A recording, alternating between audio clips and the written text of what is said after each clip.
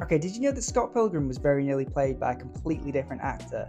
So it may be hard to believe, but Scott Pilgrim vs. the World turns 15 years old this week. And a few years back, I spoke to its director, Edgar Wright, about the making of the movie. And during our chat, he told me some pretty cool information about an actor that came very close to almost playing Scott in the film. So those that have seen this movie will know that Scott Pilgrim is played by Michael Cera, and he's pretty much perfect in the role. However, before filming began, Edgar told me that Universal, the studio behind the movie, was very eager to cast Seth Rogen as Scott instead of Cera. So Edgar told me that Seth had just starred in Knocked Up, his breakout movie, and he was really hot at that moment, and Universal thought that he could ride that hype train all the way into Scott Pilgrim.